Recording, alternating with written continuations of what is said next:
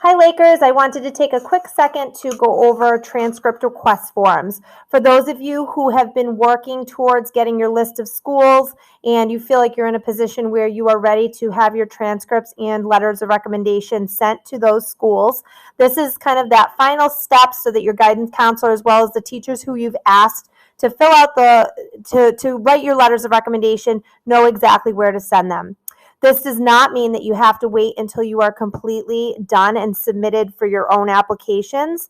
You, in fact, have the entire time up until that deadline to continue to work on your packet and your application packets to submit. This is really just meant to give people in the guidance office and your teachers plenty of time to get your information sent as well. So we do look forward to getting this form at least 2 weeks prior to the first deadline. That gives us plenty of time to process on our end. So as we get to understand the form a little bit better, the form is found in two spots. One is in the guidance office. It's a yellow double-sided form. And secondly, it's on our guidance website. So when you're on our homepage for the guidance department, you're going to click on the Forms tab. Once there, you're going to select Transcript Request Form, which will take you to a form that looks like this. If you notice, the first page is the page you're going to fill out, and the second page is more information just for you to keep in reference so that if you have any questions about the process or need any information, you can absolutely access it there as well. When you're looking at the Guidance Transcript Request Form, the top states student name and counselor name. The second step is asking whether or not you've used the common application. So that means if you've used it for one school or 8 schools, you're going to select yes. If in fact you have not used the common application for any of your applications, you will select no and skip to step 2. If you select yes, it's then going to ask for your common application email, which is the email address you use to log into your common application, and the password in which you use as well. The second step is to look at whether or not you've completed the FERPA waiver and matched your Naviance account to your common application account. If in fact you're not sure about these steps or you have any questions about whether or not you completed these steps, please take a look at those tutorials as well, and that'll walk you through each one. Once you've completed step 1, you're going to move on to letters of recommendation. So as you notice, there are 3 spaces for teachers to be able to, for you to have been able to ask up to 3 teachers for a letter of recommendation. Please be mindful that most colleges only require 1 to 2 letters of recommendation.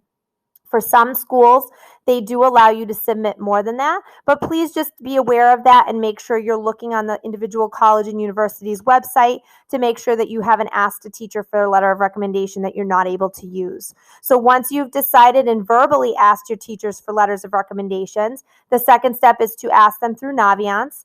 And the third step is to put their names down on the designated spaces so that we can make sure that they get this transcript release form as well.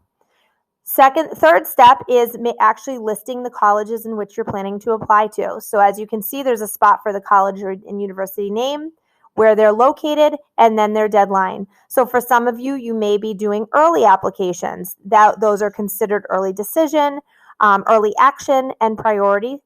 For some of you, you may be doing regular decision deadlines. And for others of you, you may have colleges that have more of a rolling deadline. So please make sure you're putting accurate information based on that school's actual deadline in which you're applying. The second step is to designate how you're applying to that individual school. So if in fact you've submitted your application or plan to submit your application through the common application, you're going to designate that here. If in fact you've submitted your application or plan to submit your application directly through that school's individual website or through a different third-party option, feel free to select the second option. Once you've reviewed everything and you feel like everything is accurate, you're going to bring this down to guidance or scan it and email it to your guidance counselor, and you're going to drop off along with the form $2 per school, which allows us to process it on our end.